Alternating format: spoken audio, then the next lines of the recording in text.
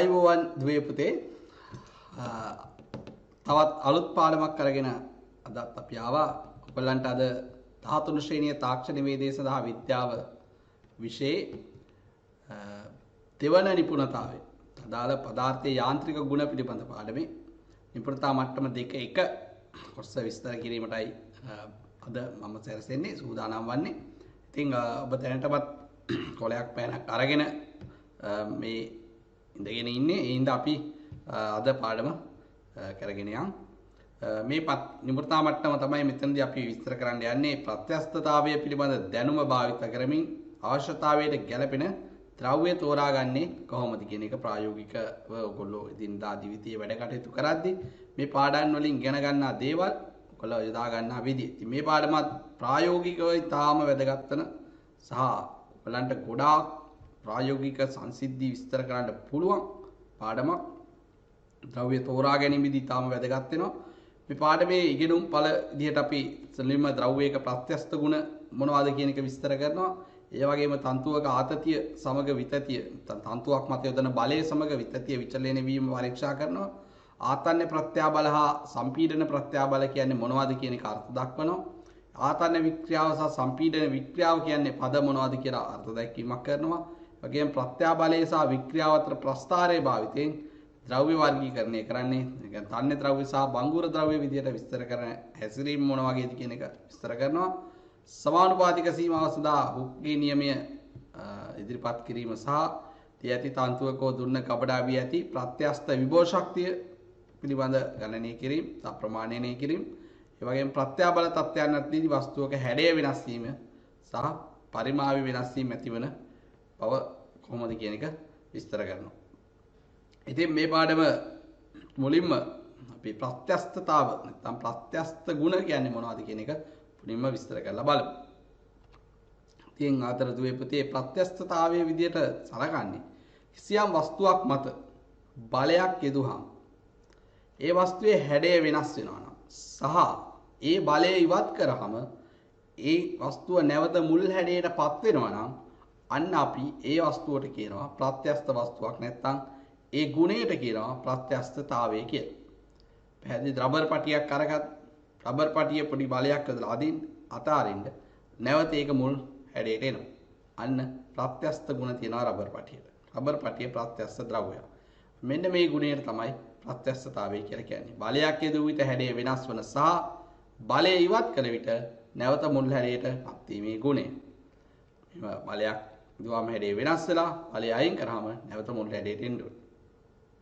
right. ඊට පස්සේ මේකෙදි මෙන්න මේ විතතිය කියන පදේ ඊටාම වැදගත් වෙනවා. අපි වස්තුවක් මත බලයක් යදුවා. අපි දමු කම්බියක් නැත්නම් තන්තුවක් කරන් ඒකට බලයක් යදුවාම රබර් පටියක් කියලා හිතන්න. රබර් පටියක් ඇද්දාම දිග වැඩි වෙනවා. අනේ වැඩි වෙන දිග ප්‍රමාණයට අපි කියනවා විතතිය කියලා. පැහැදිලිද? එතකොට දිග වෙනස් වෙන ප්‍රමාණය තමයි විතතිය විදියට හඳුන්වන්නේ.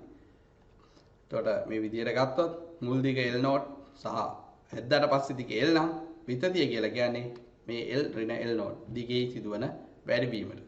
ඊට පස්සේ වික්‍රියාව කියන පදයක්. වික්‍රියාව කියලා කියනවා මෙන්න මේ වගේ ප්‍රත්‍යස්ථ වස්තුවක්. හැඩය වෙනස් වෙච්ච ප්‍රමාණය ඒකේ මුල් හැඩයට දරන අනුපාතය කොච්චරද කියන එක. උදාහරණයක් විදිහට ගත්තොත් තන්තුවකට බලයක් යොදලා තන්තුවේ දිග වැඩි කරා නම් වැඩි වෙච්ච දිග ප්‍රමාණය කියන්නේ විතතිය කියන්නේ. ඒ තන්තුවේ මුලින් ස්වභාවිකව පැවති දිගෙන් බෙදුවාම අනේනේ අගයට තමයි අපි වික්‍රියාව කියලා කියන්නේ. එහෙනම් විතතිය බෙදීම මුල් දිග තමයි වික්‍රියාව විදිහට හඳුන්වන්නේ. පැහැදිලිද එහෙනම්? වික්‍රියා ආකාර කීපයක් තියෙනවා. ආතන්න වික්‍රියාව කියලා එකක් තියෙනවා. right. සම්පීඩන වික්‍රියා කියලා එකක් තියෙනවා. හා විරූපණ වික්‍රියා කියලා තියෙනවා. අපි මුලින් බලමු ආතන්න වික්‍රියාව කියන්නේ මොකක්ද කියලා. ආතන්න වික්‍රියාව කියලා කියන්නේ ඇදීමක්. ආතන්නයි කියන්නේ අදිනවා කියන එක. සාමාන්‍ය තේරුම. එතකොට ඇදීමක් නිසා දිගේ සිදුවන වැඩිවීම මුල් දිගට දරන අනුපාතය ආතන්න වික්‍රියාව විදිහට හඳුන්වන්න පුළුවන්. පැහැදිලිද? එතකොට ආතන්න වික්‍රියාව මුළු විතතිය බෙදීම මුල් දිග කියන එක. දිගේ වැඩිවීම බෙදීම මුල් දිග. ඒ වගේම වික්‍රියාව කියන්නේ ඒකක මාන නැති රාශියක්. කියන්නේ ඒකකයක් නැහැ. හේතුව දිගක් දිගෙන්මයි බෙදෙන්නේ. ඒකට ඒකකයක් නැති රාශියක් වික්‍රියාව කියලා කියන්නේ. සම්පීඩන වික්‍රියාව කියලා කියනවා දැන් රබර් පටියක් වගේ එකක් අදින්න පුළුවන්. වගේම තමයි අපිටම රොජර් ෆෝම් නැත්තම් අය සාමාන්‍යයෙන් ඉස්කෝලවල වල වයිට් බෝඩ් මකන්න කරනවනේ රොජර් ෆෝම් අර නැමෙන ෆෝම් જાති. අනේ ෆෝම් එකක් මත බලය යදුවොත් එහෙනම් මේක සම්පීඩනය වෙනවා. ඒ කියන්නේ දිග අඩු වෙනවා. අනේ දිග අඩු වෙන ප්‍රමාණය මොලෙන් තිබ්බ දිගට දාන අඩුපාතයට තමයි සම්පීඩන වික්‍රියාව කියලා කියන්නේ. ඒතර සම්පීඩන බල යටතේ වික්‍රියාවකට ලක් වෙන්නේ. එහෙනම් ආතන්‍ය බල නැත්නම් ඇදීමක් නිසා වික්‍රියාවකට ලක් කරන්න පුළුවන්. සම්පීඩනය කරලා වික්‍රියාවට ලක් කරන්න පුළුවන්. ඒතකොට සම්පීඩනය කරලා වික්‍රියාවට ලක් වීමේදී ඒ දිගේ සිදු අඩුවීම මුල් දිගට දරන අනුපාතයට අපි සම්පීඩන වික්‍රියාව කියලා කියනවා. මේ විදිහට දිගේ අඩුවීම මුල් දිගෙන් බෙදුවාම මේක අපි සම්පීඩන වික්‍රියාව. ඒතකොට සම්පීඩන වික්‍රියාව කියන එක ආතන්‍ය වික්‍රියාව කියන එක දන්නවා.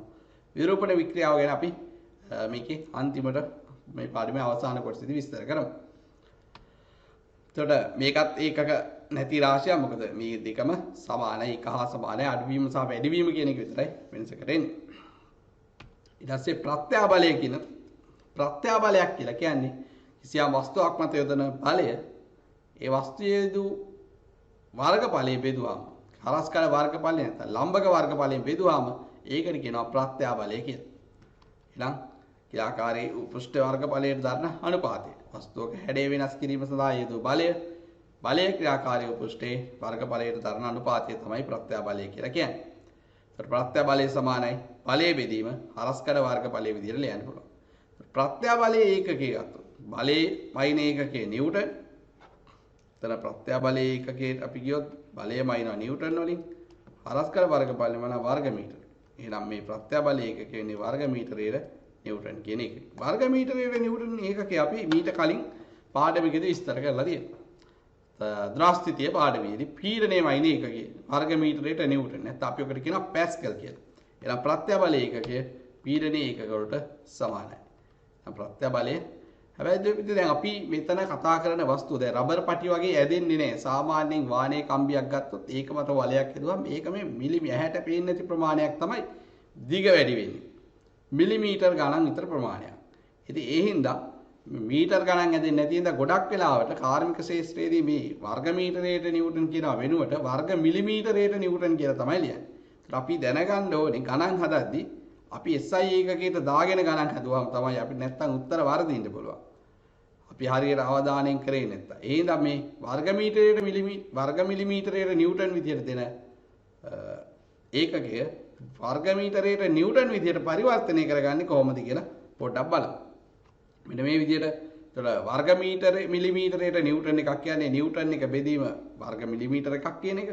එතකොට වර්ග මිලිමීටරයක් කියන්නේ මිලිමීටරේ දෙපාරක් ගුණ කරලා එන්නේ. එතකොට මිලිමීටර එකක් කියන්නේ 10 ඍණ 3යි මීටර කියන එක. ඒ විදියට ආදේශ කරන්න පුළුවන් අපිට. එතන මිලිමීටර එකක් වෙනුවට තමයි මේ 10 ඍණ 3යි මිලිමීටර කියන එක ආදේශ කරලා තියෙන්නේ. එහෙනම් ඒ වගේ දෙගුණයක් වෙනවා. ඉතින් මේ දෙක වැඩි කරාම 10 ඍණ 6ක් වෙනවා. 10 ඍණ 6 මෙතන ඉහළට එද්දි කියන්නේ මේක හරේ ඉවලා ලවයට එද්දි 10 ධන 6ක් වෙනවා. එහෙනම් 10 ධන 6යි වර්ග මීටරයට නිව්ටන් කියන එක තමයි වර්ග මිලිමීටරයට නිව්ටන් එකක් විදියට.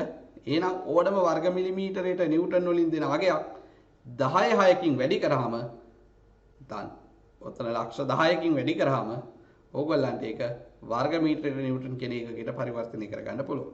ඒකක පරිවර්තනය කරගන්න හැටි තාම වැදගත් වෙනවා. ඊළඟට බං ආතන්‍ය ප්‍රත්‍යාබලය කියන්නේ මොකක්ද කියන්නේ? ආතන්‍ය ප්‍රත්‍යාබලය කියන්නේ ආතන්‍ය වික්‍රියාවකට භාජනය. ආතන්‍ය වික්‍රියාව කියන්නේ මේකේ දිග වැඩි වෙන පරිදි බලය යොදා ඇති බල යෙදීමෙන් ඇති කරගන්නා වික්‍රියාවක්. අන්නේ ආතන්‍ය වික්‍රියාවකට භාජනය වෙලා ඇති වෙන ද්‍රව්‍යයක ඒකක හරස්කඩ වර්ගඵලයක් මත අභිලම්බව ක්‍රියා කරන බලයට ලම්බකව ක්‍රියා කරන බලයට අපි කියනවා ආතන්‍ය ප්‍රත්‍යාබලය කියලා. කියන්නේ මෙන්න මේ විදිහට මෙතන බලය යොදලා තියෙන්නේ. මෙන්න මේ වර්ගඵලය මේක සිලින්ඩරාකාර තන්තුවක තිකි පල්ලෙහාට ඇද්දාම යාලම් බලය දෙන්නේ එකට ලම්බකව. එහෙනම් අන්නේ ලම්බක වර්ගඵලයෙන් බෙදුවාම අපි මේ ආතන්‍ය ප්‍රත්‍යාබලය ගන්න පුළුවන්. හේතු බලය ලම්බක වර්ගඵලයෙන් බෙදෙනවා. ආතන්‍ය ප්‍රත්‍යාබලය එතකොට ආතන්‍ය ප්‍රත්‍යා බලය වගේම ওই විදිහට දිග අඩු වෙන විදිහට අනිත් පැත්තට මේ වස්තුව තෙරපීමකට නැත්නම් සම්පීඩන බලයකට ලක් කරොත් අනේ එතන සම්පීඩන බලය කියන්නේ හැඩය වෙනස් කිරීම සඳහා එතන සම්පීඩන බලය නැත්නම් තෙරපුම් බලය ලම්බක හරස්කඩ වර්ගඵලයට දරන අනුපාතයට අපි කියනවා සම්පීඩන ප්‍රත්‍යා බලය කියලා. සම්පීඩන ප්‍රත්‍යා බලය වුණත් ආතන්‍ය ප්‍රත්‍යා බලය වුණත් ප්‍රත්‍යා බලය කියන්නේ වර්ග මීටරයට නිව්ටන් වලින් මයින එකම ඒකකයක් තියෙන රාශිය. හරි. විදියට සම්පීඩන ප්‍රත්‍යා බලය ලියන්න පුළුවන්. පුංචි උදාහරණයක් බලමු. මෙන්න මේ උදාහරණයක් ඔයගලන්ට දීලා තියෙනවා. එකම ආධාරකයක එල්ලලා තියෙනවා A හා B කියන තන්තු දෙකක්. ඒ තන්තුවේ විස්කම්භය අඩුයි. ඒ කියන්නේ හරස්කඩ වර්ගඵලය අඩු තන්තුවක්. B තන්තුව ඊට වඩා වැඩි එකක්. ඒ තන්තුවේ හරස්කඩ වර්ගඵලය A1 කියලා දීලා තියෙනවා. මේක වර්ග මිලිමීටර් 10යි. B තන්තුවේ හරස්කඩ වර්ගඵලය වර්ග මිලිමීටර් 10යි. එතකොට A මත භාරය W1 එක B2 උපරිම භාර කියලා දීලා දෙන B2 බලය කියන්නේ ඒකයි උපරිමේ ඊට වඩා වැඩි කළොත් තන්තුව කඩන් වැටෙනවා කියන එක. එතකොට ඒක 600යි නිව්ටන්. ඒ වගේම B මත භාරය 610යි නිව්ටන්. ඉතින් මේ දෙකෙන් මේ ද්‍රව්‍ය දෙකෙන් වඩාත් ශක්තිමත් ද්‍රව්‍ය කුමක්ද කියලා. දැන් සමහර කෙනෙක් මේක බලලා රූපේ දිහා බලපු ගමන් නැත්නම් අගයන් ටික දිහා බලපුවම 610 නිව්ටන් උස්සන්න පුළුවන් එක තමයි වැඩියෙන්ම ශක්තිමත් කියලා එමෙ හිතන්න පුළුවන්. නමුත් මේ පාඩමේදී එහෙම හිතලා ලියන්න බෑ. අපි ගණනය කරලා බලන්න ඕනේ ප්‍රත්‍යා බලය. ප්‍රත්‍යා බලය අනුව තමයි තීරණය කරන්නේ. කියන්නේ ඒකක වර්ගඵලයක් මත බලය අනුව තමයි තීරණය කරන්නේ. කොච්චරක් ශක්තිමත්ද නැද්ද කියන එක. මොකද හීනි කම්බියක් පොඩි බලයකටත් කඩලා යනවා. මහත කම්බියක් කඩලා යන්නේ නැහැ. ඉතින් ඒ හින්දා මහත කම්බියට ලොකු බලයක් අරා ගන්න පුළුවන් වුණාට ඒ ද්‍රව්‍ය අනිත් ද්‍රව්‍ය තරම් ශක්තිමත් වෙන්නත් පුළුවන් නොවෙන්නත් පුළුවන්. ඒ හින්දා මෙතන මේ ගණනය කිරීම කරලා බලමු. බලමු ඉස්සලාම A දණ්ඩේ ප්‍රත්‍යා බලය. ඒක W1 බෙදීම A1 W1 නිව්ටන් 600යි කියලා දීලා තිබ්බා ඔයගලන්ට. ඒතකොට ඒක කියන්නේ වර්ග මිලිමීටර් 10යි. ඉතින් මේක බෙදුවාම ඔයගලන්ට වර්ග මිලිමීටරයට නිව්ටන් 60යි කියලා. P දණ්ඩ මත ප්‍රත්‍යා බලය. මම මෙතන ඒකක SI එකක වලට පරිවර්තනය කරන්න යන්නේ. මොකද මම මේ දෙක සංසන්දනය කරන්න යන්නේ. ඉතින් එකම ඒකකෙන් දෙකම ලියාගත්තාම ප්‍රශ්නයක් නැහැ සංසන්දනය කරන්න ලේසි. ඒතකොට B දණ්ඩ මත බලය 6000යි නිව්ටන්.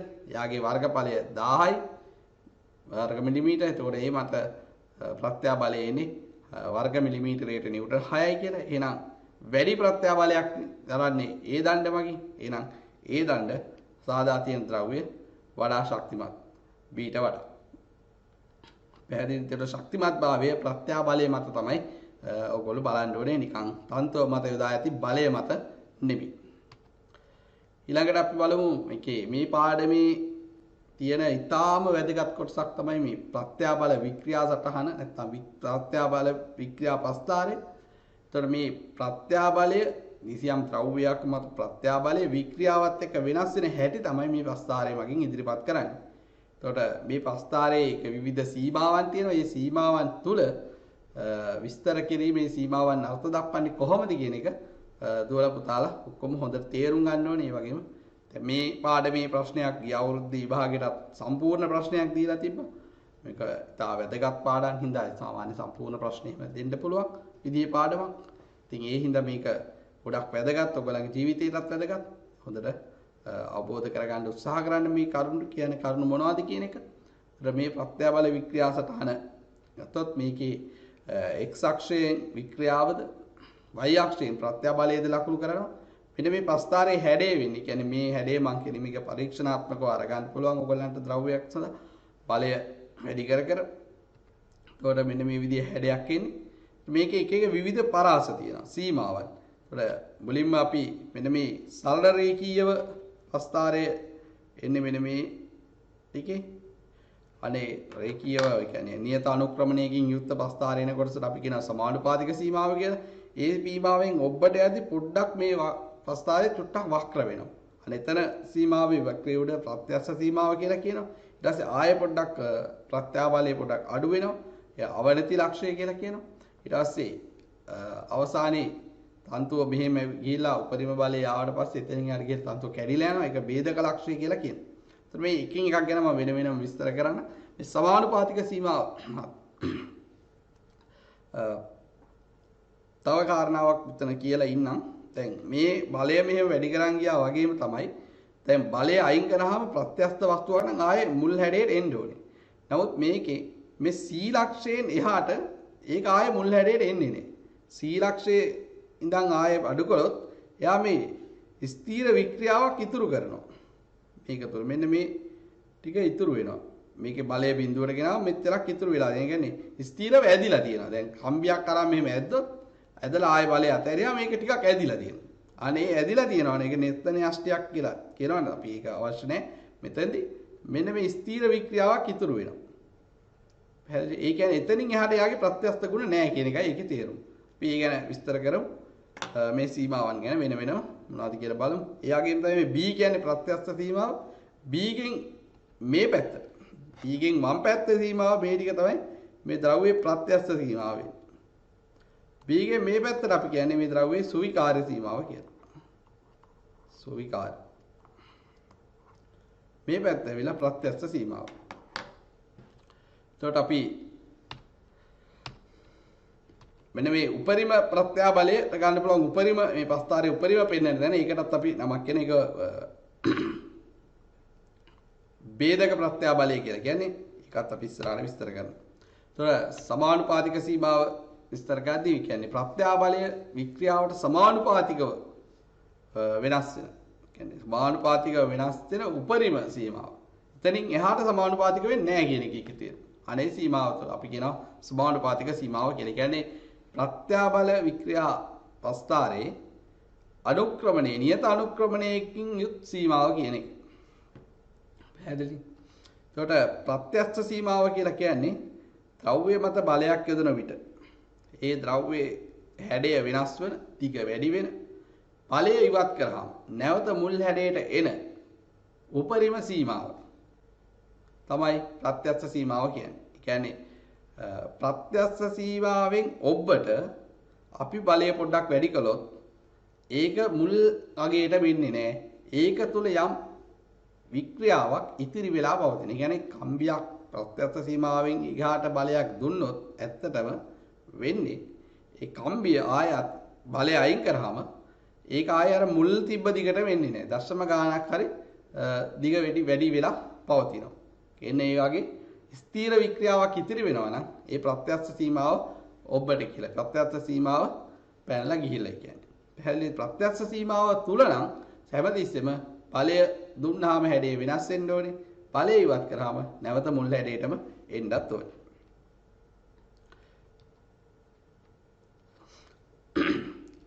right. ඊට පස්සේ අර වගේ ස්ථීර වික්‍රියාවක් නැත්නම් ස්ථීර විරූපණයක් ඇති වෙනවා නම් අපි ඒක කියන්නේ සුවිකාරය කියලා. ඒතකොට එතනදී වෙන්නේ ඇත්තටම මේ ප්‍රත්‍යස්ත සීමාව ඉක්මවල බලයක් දුන්නොත් මේ වංශුව නැත්නම් මේ තන්තුව හරි මොකක් හරි වස්තුව හැදිලා තියෙන ද්‍රව්‍ය ස්තර එකිනෙක මත ලිස්සලා ගිහිල්ලා මේ ද්‍රව්‍යයේ හරස්කඩ වර්ගඵලය අඩු වෙන්න පටන් ගන්නවා. හරි. එතකොට ආයේ මුල් හැඩයට එන්නේ නැහැ. එතකොට අන්න ඒ වගේ වෙන අවස්ථාවක් කියන්නේ සුවිකාර්ය ලක්ෂණ පෙන්වනවා. එයා සුවිකාර්ය ගුණයට එනවා කියන එක. එතකොට මේ ප්‍රත්‍යස්ත සීමාවෙන් එහාට ප්‍රත්‍යස්ත ගුණයි සුවිකාර්ය ගුණයි දෙකම එකතු වෙලා තියෙනවා. ඒක එතනින් එහාට පොඩ්ඩක් දුර එතනින් එහාට යනකම් යම් කිසි ප්‍රමාණයක් මුල් හැඩයට එනවා. හැබැයි මුළු සම්පූර්ණයෙන්ම මුල් හැඩයට එන්නේ නැහැ. පැහැදිලිද? උදාහරණයකට දැන් දිග මීටරයක් වන එක කම්බියක් අරන් ඇද්දොත් අපි තමු ප්‍රත්‍යස්ත සීමාව තුළ යා මිලිමීටර 5ක් ඇදුනා නම් ප්‍රත්‍යස්ත සීමාවෙන් පොඩක් එහාට ගියාම හැදෙන මිලිමීටර 6ක් හැදුනා නම් ආයේ ඒ බලය ඉවත් කරාම මිලිමීටරයක විතර ප්‍රමාණයක් වැඩි වෙලා ඉතුරු වෙනවා. අර මිලිමීටර 6ම ආයේ එන්නේ නැහැ මුල් අගයට. ඒක තමයි සාමාන්‍ය මෙතන මේ ස්ථීර වික්‍රියාවක් ඉතිරි වෙනවා කියන එකේ තේරුම. පැහැදිලිද? එතකොට සුවිකාර්ය ගුණයි ප්‍රත්‍යස්ත ගුණයි දෙකම ප්‍රත්‍යස්ත සීමාවෙන් එහාට ගියොත් තියෙනවා. ප්‍රත්‍යස්ත සීමාව ගැන අපි ඉගෙන ගත්තේ. ඊළඟට අපිට තියෙන මේ අවනති ලක්ෂය. දැන් අර විදියට කියපු ප්‍රත්‍යස්ත ගුණයි සුවිකාර්ය ගුණයි මිශ්‍ර වෙලා තියෙන එකෙත් ප්‍රත්‍යස්ත ගුණ සම්පූර්ණයෙන්ම අයින් වෙලා සුවිකාර්ය ගුණ පමණක් ඉතිරි කරනවා. අනේ ඒ සීමාවේ ලක්ෂය තමයි අවනති ලක්ෂය කියලා කියන්නේ. ඒකට ප්‍රත්‍යස්ත ගුණ අවනති ලක්ෂයෙන් එහාට ප්‍රත්‍යස්ත ගුණ පොඩ කියන්නේ පවනති ලක්ෂයෙන් එහාට බලයක් ලබා දුන්නා. අවනති ලක්ෂයෙන් එහාට යන විදියට තත්ත්ව මත බලයක් දුන්නොත් ඒක ආයේ පොඩ්ඩක්වත් මුල් හැඩයට එන්නේ නැහැ. එතනින් එහාට යා සුවිකාර්යයි. එතනින් එහාට වෙන්නේ තරල අංශුවේ තියෙන කියන්නේ මේ වස්තුවේ තියෙන ද්‍රව්‍ය ස්තර එකිනෙක මත ලිස්සලා ගිහිල්ලා මේකේ හරස්කඩ වර්ගඵලය ටික ටික අඩු වෙනවා. අපි ඔකට කියන්නේ නෙකින් කියලා. මම ඉස්සරහට විස්තර කරන්න. එතකොට මේ අඩු වෙලා තරල ඉස්සලා මේ අංශු විස්තර ඉස්සලා ගිහිලා තන්තුව එන්නේ හීන් වෙලා අවසානයේ යම් ලක්ෂයේදී කඩලා යනවා. අනේ බේදක ලක්ෂයට එනවා. එතකොට සාමාන්‍යයෙන් ඉංජිනේරින් කියන්නේ ඉංජිනේරු විද්‍යාවේ විස්තර කිරීමේදී අපි අවනති ලක්ෂය කියලා මෙන්න මේ හැඳින්වීමත් ඔයගොල්ලෝ මතක තියාගන්න. මේ යොදා ඇති ප්‍රත්‍යාබල ඉවත් කළ විට ස්ථීර විරූපණය ස්ථීර වික්‍රියාව කියන එක 100.2ක් පමණ වෙන සීමා 100.2ක් ඉතුරු වෙනවා නම් ඉතුරු වෙන ඒ සීමාවට තමයි අපි අවනති ලක්ෂය කියලා කියන්නේ. මොකද ඒක ගණනය කිරීම වලට ගන්න අවශ්‍ය භාවිතා කිරීමක් නැත්නම් අර්ථ දැක්වීමක් විදිහට තමයි ඉලා තියෙන්නේ. එතකොට අවනති ලක්ෂයෙන් එහාට තියෙන්නේ සුවිකාර්ය ගුණ විතරයි. සුවිකාර්ය ගුණ කියන්නේ හරියට මැටි කියන්නේ සුවිකාර්ය ද්‍රව්‍ය. දැන් මැටි ගුලියකට බලයක් දුන්නොත් ඒක මැටි ගුලිය මෙහෙම අපි අත උඩ තියලා මෙහෙම බලයක් දුන්නොත් එහෙම මැටි ගුලිය ඔන්න රොටියක් වගේ වෙන එක ආයේ අපි බලය ගත්තාට පස්සේ මුල් හැඩයට එන්නේ නැහැනේ. ඒ දෙන බලය දෙන පැත්තට මැටි ගුලිය ඒ විදිහට හැඩ වෙනවා. ආන් ඒවා තමයි සුවිකාර්ය ගුණ කියලා කියන්නේ. එතකොට මේ ලෝහ තන්තුවක් වුණත් රබර් තන්තුවක් වුණත් අන්න අර වගේ බලයක් දීලා උපරිම බලය කියන්නේ අවනති ලක්ෂය පහ වුණාට පස්සේ අර වගේ සුවිකාර්ය වෙනවා. ආයේ අපි කොච්චර එයාට බලයක් දුන්නත් එයාගේ හැඩේ නම් මුල් හැඩයකට එන්නේ නැහැ කොහොම කරත්. ඒ බලය අතරින්. එහෙනම් හැමතිස්සෙම අපි ඒක නොකැඩි පවත්වා ගන්න නම් අර ප්‍රත්‍යස්ත සීමාව තුල තමයි ඒ වස්තුවට අදාළ බල දෙන්න ඕනේ. දැන් ඔය කේබල් වලින් එක කේබල් වලින් ද්‍රව්‍ය උස්සනවනේ ඔය ක්‍රේන් වල ඒ කේබල් එකක තියෙනවා ඒ වගේ ප්‍රත්‍යස්ත සීමාව. මොකද්ද අවනති ලක්ෂය මොකද්ද කියන්නේ. ඒක තමයි මේ කේබල් එකේ උස්සන්න පුළුවන් උපරිම භාරය මෙච්චරයි කියලා සටහන් කරන්නේ. ඒතකොට ඒ වඩා දුන්නේ ගමන් ඔන්න ඔය ලක්ෂය පැනලා යනවා. අවනති ලක්ෂය පැනලා ඒක තත්ත්ව කඩලා යනවා සුවිකාර්ය සීමාවට ලැබිලා. එතකොට සුවිකාර්ය ගුණ කියන එක අනේ ඒතකොට ස්ථීර වික්‍රියාවක් ඇති වෙනවා නම් අණු ස්තර එකිනෙක මත ලිස්සා යාමක් සිදු වෙනවා. අන්න සුවිකාර්ය ගුණ කියලා කියනවා. එතකොට සුවිකාර්ය ගුණ ප්‍රයෝජනවත් නම් මම මේ ඉස්සලා කිව්ව එක මේ තියෙන්නේ ඔය රූප සටහන ඔයගලන්ට පේනවා අපි බලය එන්න යොදන බලය දෙපැත්තට වැඩි කරාම අනේ මේ වස්තුව මැදින් හරස්කඩ වර්ගඵලය අඩු වෙන්න පටන් ගන්නවා. හරස්කඩ වර්ගඵලය අඩු වෙලා ඕක ටික තවත් බලය දුන්නොත් එහම අඩු වෙලා අණු විස්තර එක මත ලෙස්සලා ගිහිල්ලා අන කඩලා හීන් වෙලාම කඩලා යනවා ඊට පස්සේ. කොඩි කම්පි කෑල්ලක් අරන් ඕක මොනම් කරලා බලන්න පුළුවන්. ભેදක ලක්ෂය කියලා කියන වස්තුවක් ද්‍රව්‍ය කොටසක් මත බලයක් යොදා හැඩය වෙනස් කරන විට එය කැඩී යාමට භාජනය වන ලක්ෂයට. කියන්නේ අර වගේ අණු විස්තර ලිස්සලා ගිහලා යම් තැනකදී කඩලා යනවා. අන්තු. ඒ කඩලා යන තැනදී අපි කියන්නේ ભેදක ලක්ෂය කියලා. එතනින් එහාට තන්තුවේ වෙන මොකුත් නැහැ. ඊට පස්සේ ආයේ ඒක කඩලා ගිහලා ඉවරයි. පැහැදිලි? එතකොට ભેදක ප්‍රත්‍යාබලය කියලා කියනවා ආන් එහෙම කැඩී යන්න නැත්තම් අවශ්‍ය උපරිම බලය දුන්නාට පස්සේ කියන්නේ මං කියවනේ දැන් අණු විස්තර ලිස්සලා ගිහලා හරස්කඩ අඩු වෙලා කැඩෙන්න කලින් තියෙන අවම හරස්කඩ.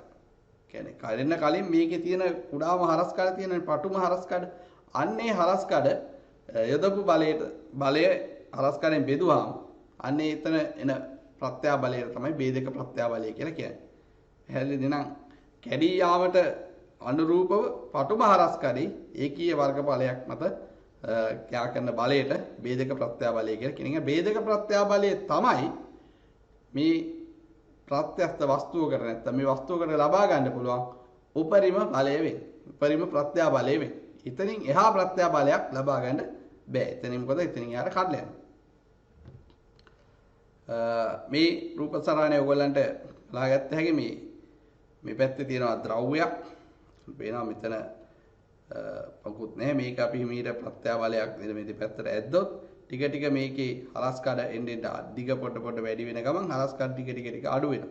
අඩු වෙලා මෙන්න කැඩෙන්න. මේ හරස්කඩ අඩුම වෙන තැන මෙතන තමයි කැඩෙන්න කලින් අඩු වෙන. ඒක තමයි අපි ભેදක ප්‍රත්‍යාබලය කියලා කියන්නේ. ඒත් මෙතන කැඩුණාට පස්සේ කැඩෙන්න තැන තමයි මේ තියෙන ભેදක ලක්ෂය. ඒක ભેදක ප්‍රත්‍යාබලය. ඒතකොට මෙන්න මේ සීමා ප්‍රත්‍යස්ත සීමාව එතනින් එහාට ප්‍රත්‍යස්ත ගති ගුණ නැහැ. මේ සීමාවෙන් එහා අපි කියන්නේ සුවිකාර්ය සීමාව මෙතන මේ හරිය තමයි අවනති ලක්ෂය කියලා කියන්නේ. මේ අවනති ලක්ෂ මේ අතර උඩි ප්‍රත්‍යස්ත ගුණයි ස්වීකාර්ය ගුණයි දෙකම මිශ්‍ර වෙලා පවතින.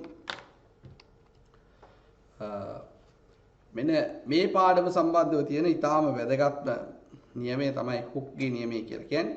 මේ නියමයෙන් කියන්නේ මේ අර කලින් කතා කරපු ප්‍රස්තාරේ සමානුපාතික සීමාව තුළදී මේ ප්‍රත්‍යස්ත වස්තුවක තන්තුවක ඇතිවන විතතිය ඒ මතිකලා වූ බලයට නැත්නම් ඒ තන්තුවේ ආතතියට තන්තුව මත යෙදූ බලයට අනුලෝමව සමානුපාතිකයි කියන තමයි මේ නියමයෙන් කියන්නේ. ඒකට බලය අනුලෝමව සමානුපාතික වෙනවා විතතියට.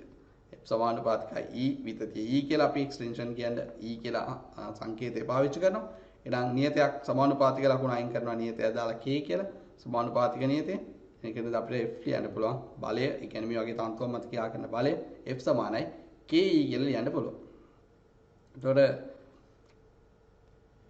මෙතනින් අපි යම් මාපාංකය කියන කරුණ මොකක්ද කියලා බලමු. ප්‍රත්‍යස්තතා යම් මාපාංකය කියලා සාමාන්‍යයෙන් අදහස් කරනවා. අපි සාමාන්‍ය කතා කරද්දී යම් මාපාංකය කියලා කියන්නේ. එතකොට ප්‍රත්‍යස්තතා යම් මාපාංකය කියලා කියන්නේ සමානුපාතික සීමාව තුළදී අර ප්‍රත්‍යාබලයේ වික්‍රියාවට දරන අනුපාතයට. එතකොට මෙතන ප්‍රත්‍යස්තතා යම් මාපාංකය කිව්වොත් අපි ඒක මේ විදිහට අර්ථ දක්වනවා. ආතන්‍ය ප්‍රත්‍යාබලය ආතන්‍ය වික්‍රියාවට දරන අනුපාතය කියලා. අපිට ප්‍රත්‍යස්තතා යම් මාපාංකය ලියන්න පුළුවන්. ආතන්‍ය ප්‍රත්‍යාබලයේ බෙදීම ආතන්‍ය වික්‍රියාව. එතකොට ප්‍රත්‍යාබලය කියන්නේ බලයේ බෙදීම වර්ගඵලය F බෙදීමේ වික්‍රියාව කියන්නේ විතතිය බෙදීම මුල් දිග E බෙදීම L නෝට්. එහෙනම් මේ විදිහට ප්‍රත්‍යස්තතා යම් මාපාංකය y කියන එක අපිට සමීකරණයක් ඉදිරියට ලියවියක් FL බෙදීම EA කියලා. එතකොට E කියන්නේ හරස්කඩ වර්ගඵලය, E කියන්නේ විතතිය, F කියන්නේ යොදපු බලය, L කියන්නේ ස්වභාවික දිග. එතකොට ප්‍රත්‍යස්තතා යම් මාපාංකයේ ඒකකත් මොකද ප්‍රත්‍යාබලයේ වික්‍රියාවෙන් බෙදන්නේ වික්‍රියාවට ඒකකයක් නැති හින්දා එයා ප්‍රත්‍යාබලයේ ඒකකයටම සමානයි. ඒක වර්ග මීටරයට නිව්ටන්. එතකොට මේ යම් මාපාංකය කියන්නේ ද්‍රව්‍යයේ සතු ගුණයක්. දැන් යකඩ වලට එකකයක්. වාහනේ වලට තව වර්ගයක්. මේක ඉතා විශාල වර්ගයක්. සාමාන්‍ය වාහනේ වලට ගත්තොත් දෙක වැඩි කිරීම 10 11ක් විතර වෙනවා වර්ග මීටරයකට නිව්ටන්. රබර් වලට තව වර්ගයක්. ඒ කියන්නේ ඒක ද්‍රව්‍ය මත නදාපවතින ගතිගුණයක්. කියන්නේ ද්‍රව්‍යමය ගුණයක්. ඒ හින්දා මේ නිෂ්පාදනය කරන එක එක දේවල් තෝරගන්න. දැන් අපිට ගොඩක් වෙලාවට කොන්ක්‍රීට් නිෂ්පාදනයේදී අපි කම්බි කූරු දාන දැක්කලා තියෙනවා. ඒ කම්බි හරියට අපි ඩිසයින් කරන බිල්ඩින් එක තට්ටු කීයද කියන එක මත කම්බියේ ඝනකම තීරණය කරන්න ඕන වෙනකොට ආන්ගේ ද්‍රව්‍ය මොනවද ගන්න ඕනේ මොන ගේජ් එකේද කියන එක තීරණය කරන්න මේ කියන රාශි ඉතාල වැදගත් වෙනවා. ඔය තියෙන ද්‍රව්‍ය කිහිපයක යම් මාපාංක නිකන් දැනගන්න රබර් වගේ එකක් ගත්තොත් අඩු යම් මාපාංකයක් තියෙන්නේ. ඇලුමිනියම් වාහනේ වල ටිකක් වැඩි 10 11 වලයක් විතර තියෙනවා. මේ යම් මාපාංකය කියන සංකල්පය ඉතාම වැදගත් වෙනවා ද්‍රව්‍ය තෝරා ගැනීමේදී. ඒ වගේම තමයි දැන් යම් මාපාංකය අපිට යම් මෙහෙකින් ගණනය කරන්න ඕන වුණොත් අපි ඒ වස්තුවට අදාළ ප්‍රත්‍යාබල වික්‍රියා ප්‍රස්ථාරයේ සමානුපාතික සීමාව තුළ අනුක්‍රමණය ගණනය කළොත් අනේ අනුක්‍රමණයෙන් යම් මාපාංකය අපිට ලබා ගන්න පුළුවන්. මොකද අනුක්‍රමණය සමාන වෙන්නේ ප්‍රත්‍යාබල යම් අනුක්‍රමණය කියන්නේ ඒකට ප්‍රත්‍යාබල වෙනස බෙදීම වික්‍රියාවක්. එතනින් අපිට යම් මාපාංකය ගන්න පුළුවන්. ඒක මතක තියාගන්න ප්‍රස්ථාරයක් දීලා ප්‍රශ්නයක් අහන වෙලාවක අපිට තාම වැදගත් වෙනවා. ඔයගොල්ලන්ට උදාහරණයක් දීලා තියෙනවා මේකේ ලෝයේ යම් මාපාංක වෙන්නේ කියලා. දැන් අපි කලින් විස්තර කරපු කොටස අනුව දන්නවා යම් මාපාංකය කියන්නේ මේ ප්‍රත්‍යාබල වික්‍රියා ප්‍රස්ථාරයේ අනුක්‍රමණය සමානුපාතික සීමාව තුළ අනුක්‍රමණය. එහෙනම් අපි මේ ප්‍රස්ථාරයට ගියොත් අපිට ලියන්න පුළුවන් අනුක්‍රමණය සමානයි y කණ්ඩාංක වෙනස බෙදීම x කණ්ඩාංක වෙනස කියලා. එතකොට ඔයගොල්ලෝ මෙතනදී දැනගන්න ඕන දෙයක් තියෙනවා දරුවනේ. මෙතන පාඨාංකය ගන්නකොට මේ රීඩින් එක කියවනකොට මෙතනින් ගන්න අගය පමණක් නෙමෙයි මෙන්න මේ ගුණාකාර සාධකයක් තියෙනවා 10 8 කියලා මෙතන තියෙනවා 10 ඍණ 4 කියලා මේ ගන්න අගය එතනින් වැඩි කරලා ගන්න ඕනේ. ඒ කියන්නේ y කණ්ඩාංක වෙනස ගන්නවා නම් y කණ්ඩාංක වෙනස කියන්නේ මෙතන බිඳුවේ ඉඳන් 1.5යි 1.6යි. එතකොට මෙතනට ඉඳන් මෙතනට තියෙන 1.6ක්. ඒකට 1.6 වැඩි කිරීම 10 8යි. එතන මෙතන තියෙනවා මෙතන 8. එතන බිඳුවේ ඉඳන් මෙතන 8ට 8 වැඩි කිරීම 10 ඍණ 4යි. මොකද මෙතන ගුණාකාර සාධකයක් දාලා තියෙන 10 ඍණ 8යි කියලා. 10 ඍණ 4යි කියලා. එතකොට මේ දෙක සුළු කරාම ඔයගලන්ට දශම දෙක වැඩි කිරීම 10 12යි නැත්නම් දෙක වැඩි කිරීම 10 11යි කියලා එනවා. දැන් මේක තමයි මේ දීපු ද්‍රව්‍යයේ යම් මාපාංක. ඉතින් අර ටේබල් එක කලින් අපි කියපු වගුව දත්ත වගුව දිහා බැලුවොත් මේ ද්‍රව්‍ය මොකක්ද කියලා අහුවොත් කවුරු හරි වගුවක් දීලා මේ දෙක වැඩි කිරීම 10 11ක් තිබේ වාණය වලට. ඉතින් මේ ද්‍රව්‍ය වාණය කියලා කියන්න පුළුවන්. ඒ වගේ තමයි නොදන්නා ලෝහයක් දුන්නොත් මේ වගේ ප්‍රත්‍යාබල වික්‍රියා සටහන අපිට අඳින්න ක්‍රමයක් තියෙනවා. ඒ විදිහට ඇඳලා ඒකෙන් ගන්න මේ අගයන් වලින් මේ ද්‍රව්‍ය මොකක්ද කියලා නිර්ණය කරගන්න පුළුවන් වෙනවා. ඊට පස්සේ තියෙන මේ ඇදි තන්තුවක ගබඩා වල ප්‍රත්‍යස්ත විභව ශක්තිය මොන වගේද කියන එක. විභව ශක්තිය ගැන විස්තර කරන්න අපි දන්නවා වස්තුවක් ඇදීමට ලක් කරාම ඒක හැඩය වෙනස් වෙනවා. කියන්නේ වික්‍රියාවකට ලක් වෙනවා. අනේ වික්‍රියාවට ලක් වෙන වස්තුවක්. කියන්නේ අපි දැන් තන්තුවකට බලයක් F බලයක් දීලා ඒ තන්තුව ඇදීමකට ලක් කළොත් ඒ බලයේ අර්ථේ ඇදෙනවා කියලා කියන්නේ බලයේ අර්ථේ යම් විස්ථාපනයක් සිදු වෙනවා. අනේ විස්ථාපනය නිසා බලය මගින් යම් කාර්යයක් සිදු වෙනවා. එතකොට මේ විස්ථාපන බලය සහ විස්ථාපනයේ ගුණිතය මගින් කාර්යය ලබා ගන්න පුළුවන්. ඒතර මෙතන ප්‍රත්‍යස්ත විභව ශක්තියක් එන්නේ ප්‍රත්‍යස්ත වස්තුවක් මත ඒ වගේ ඇවිදීමක් නිසා. එතකොට අපිට බාහිර බලයක් මගින් තන්න ද්‍රව්‍යයක හැඩය වෙනස් වෙන දේ තුළ ගබඩා වන ශක්තිය තමයි අපි ප්‍රත්‍යස්ත විභව ශක්තිය විදිහට එතකොට නම් කරන්නේ. එතකොට අපි හිතමු තන්තුවක් F බලයක් යටතේ අදිනවා කියලා. ඒ බලය යටතේ ඇද්දාම එයා E විතතියක් සිදු කරනවා නම් අන්න අපිට ලියන්න පුළුවන් මේ බලය හුක් නියමයට අනුව මේක මත යොදන බලය F සමානයි KE කියලා. K කියන්නේ නියතයක් මෙතනදී. එතකොට බලය සහ විතතිය අතර ප්‍රස්ථාරය ඇඳුනොත් මෙන්න මේ වගේ සරල රේඛීය ප්‍රස්ථාරයක් ගන්න පුළුවන්. එතකොට මේ සරල රේඛීය ප්‍රස්ථාරේ කියන්නේ මේ යොදන බලය විතතියට සමානුපාතිකව වෙනස් වෙනවා. ඒ කියන්නේ නියත අනුක්‍රමණයක් තියෙන විදිහට මේ විදිහට වෙනස් වෙනවා සමානුපාතික සීමාව තුල. මේක සමානුපාතික සීමාවෙන් එහාට ගියොත් යන ප්‍රත්‍යස්ත සීමාවෙන් එහාට ගියාම ওই විදිහට එන්නේ නැහැ. බලය පොඩි වෙනසක් වෙනවා. හුක් නියමයේ වළංගු වෙන්නේ ප්‍රත්‍යස්ත සමානුපාතික සීමාවට විතරයි. ප්‍රත්‍යස්ත සීමාවට එහෙම නෙමෙයි. සමානුපාතික සීමාවටම පමණයි හුක් නියමයේ වළංගු වෙන්නේ. ඒක මතක තියාගන්න. මොකද ප්‍රත්‍යස්ත සීමාව පොඩ්ඩක් ප්‍රස්ථාරේ කර්ව් වෙලා තියෙන ප්‍රත්‍යාබල වික්‍රියා ප්‍රස්ථාරේ. ඒතකොට සමානුපාතික නියත අනුක්‍රමණයක් තියෙන සමානුපාතික සීමාවේ විතරයි. එතකොට විභව ශක්තිය අපිට ලියන්න පුළුවන් දැන් බලය ලියන්න ඕනේ. දැන් බලය ලියන්න මෙතන දැන් නියත බලයක් නෑ. නියත බලයක් මගින් කරන කාර්යය නම් බලය වැඩි කිරීම විස්ථාපනය. නමුත් මෙතන බලය විතතිය බිඳුවේදී බලය බිඳුවයි. විතතිය E වලදී බලය F කියලා ගත්තොත් එහෙනම් අපි සලකන්න ඕනේ මේ පද්ධතිය මත කාර්ය කරන්නේ මධ්‍යන්න බලය මගින්. එහෙනම් මේ බිඳුවේ ඉඳන් F දක්වා වෙනස් වෙනකොට මේ තන්තුවේ ඇදීමේදී ක්‍රියා කරන මධ්‍යන්න බලය වෙන්නේ බිඳුවේදී බලය දාන F බලය කියන්නේ විතතිය E වෙන අවස්ථාවේදී බලය ඒ දෙක එකට එකතු කරලා දෙකෙන් බෙදලා ගන්නවා. එහෙනම් F බෙදීම 2යි කියලා ලියන්න පුළුවන්. මේක තමයි මේ තන්තුව මත ක්‍රියා කරන මධ්‍යන්න බලය වෙන්නේ. ඒතකොට බාහිර බලය මගින් කරන කාර්ය සමාන වෙනවා. බලය වැඩි කිරීම මධ්‍යන්න බලය වැඩි කිරීම විස්ථාපනයේ මධ්‍යන්න බලය කියන්නේ F බෙදීම 2යි විස්ථාපනය කියන්නේ ඒතකොට මේක ඇදෙන දිග ප්‍රමාණය E. ඒතකොට F E කියලා ලියන්න බෑ. එහෙනම් තන්තුව තුළ ගබඩා වන ශක්තිය නැත්නම් ප්‍රත්‍යස්ත විභව ශක්තිය කියන එක භාගයයි F කියලා ලියන්න පුළුවන්. කියන්නේ භාගය වැඩි කිරීම F වැඩි කිරීම E. එතකොට මේ ශක්තිය මේ ගබඩා වන ශක්තියම අපිට විස්තර කරන්න පුළුවන් මෙන්න මේ F සහ E අතර ප්‍රස්ථාරයේ වර්ගඵලය කියලා. මොකද මේ ප්‍රස්ථාරයේ වර්ගඵලය ගත්තොත් එන්නේ භාගයයි F වැඩි කිරීම E කියලා. ආධාරකයේ වැඩි කිරීම ලම්බක උස.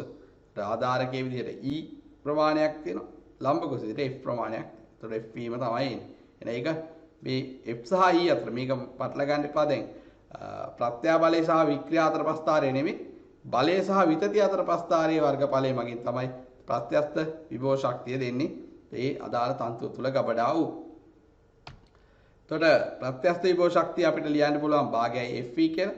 ඒ වගේම යම් මාපාංකය අපිට ලියන්න පුළුවන් Fa බෙදීම El කියලා. කියන්නේ ප්‍රත්‍යාබලයේ බෙදීම වික්‍රියාව කියලා.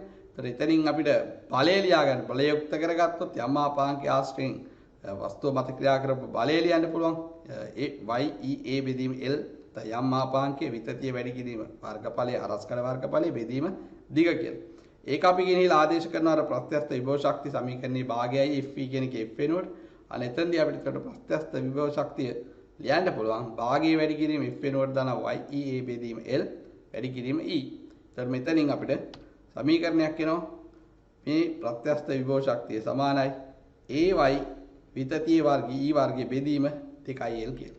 මේකේ මිතා වැදගත්. ඕක මතක තියාගන්න එක මතක තියාගන්න එකත් වඩා හොඳයි. හේතුව බහුවර්ණ ප්‍රශ්නවලදී අපිට මේ සමීකරණ එහෙට මෙහෙට ඔප්පු කරම ගන්න බෑ. මතක තියාගන්න කිව්වොත් අපිට පුළුවන් මේක කෙලින්ම ආදේශ කරලා බහුවර්ණ ප්‍රශ්නයකදී ලීසියෙන් ගැටලු විසඳ ගන්න.